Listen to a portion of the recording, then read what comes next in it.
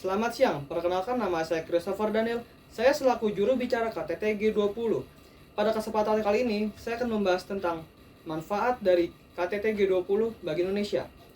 Sebelumnya, pasti kita pernah mendengar kata G20 belakangan ini. Apa sih G20 itu? G20 itu merupakan forum kerjasama multilateral yang terdiri dari 19 negara dan satu Uni Eropa. G20 mempresentasikan lebih dari 60% populasi bumi, 75% perdagangan global, dan 80% PDB dunia.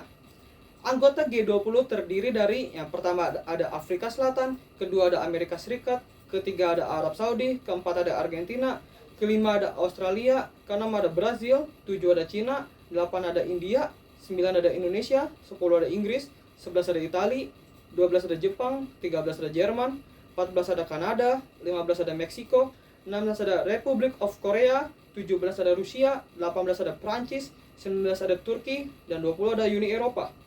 Adapun tujuan G20 yaitu mewujudkan pertumbuhan global yang kuat, berkelanjutan, seimbang, dan inklusif. Pada KTT G20 di Bali, wakil dari Indonesia mengusung 3 isu prioritas yang menjadi topik utama dalam forum G20 2022. 3 isu tersebut, yang pertama ada arsitektur kesehatan global, kedua ada transformasi digital ekonomi, ketiga ada transisi energi yang berkelanjutan. Berikut 5 manfaat diselenggarakan KTT G20 bagi Indonesia. Yang pertama, manfaat dari segi ekonomi. Menteri Koordinator Bidang Perekonomian yaitu Erlangga Hartarto mengatakan bahwa terdapat beberapa dampak bagi Indonesia ketika menjadi presidensi G20. Dari sisi ekonomi, presidensi G20 diproyeksikan mampu meningkatkan konsumsi domestik sehingga 1,7 triliun rupiah dan penambahan PDB Indonesia sebanyak 7,4 triliun rupiah. Yang kedua, manfaat dari segi pariwisata. Menteri Pariwisata yaitu Sandiaga Uno menyampaikan bahwa pergelaran G20 berdampak baik bagi sektor pariwisata di Indonesia. KTT G20 ini dapat berkontribusi terhadap proyeksi peningkatan wisatawan mancanegara hingga 1,8 juta sampai 3,6 juta dengan 600.000 hingga 700.000 lapangan pekerjaan baru dari sektor fashion, kriya, dan kuliner.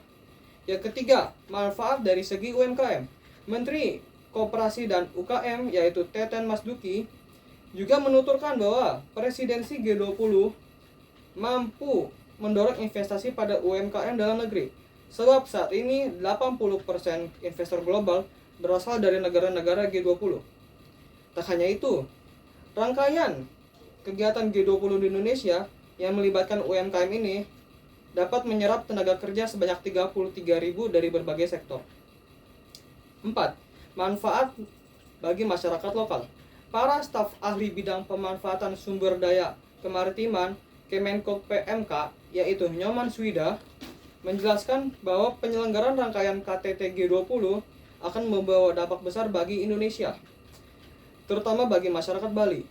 Adanya KTT G20 telah menghidupkan sektor hospitality di Bali yang sebelumnya sempat terhenti pada pandemi COVID-19.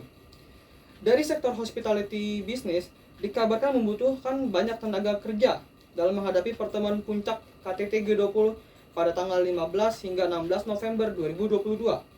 Di Bali, bahkan tingkat okupansi hotelnya dilaporkan meningkat sejak pandemi tahun 2021 lalu. Hal ini berdampak baik bagi serapan tenaga kerja di sektor pariwisata yang telah mencapai 80%. 5. Manfaat di sektor kesehatan. Menurut Nyoman, rangkaian KTT G20 juga akan memberikan dampak yang signifikan di bidang kesehatan.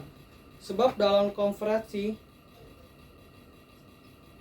ada 3 hal yang dibahas terkait sektor kesehatan, seperti sistem ketahanan, kesehatan global, harmonisasi standar protokol kesehatan global, pengembangan pusat studi, serta manufaktur untuk pencegahan, serta persiapan dan respon terhadap krisis kesehatan yang akan mendatang. Berikut manfaat dari penyelenggaraan KTT G20 bagi Indonesia. Sekian pidato yang dapat saya sampaikan. Terima kasih.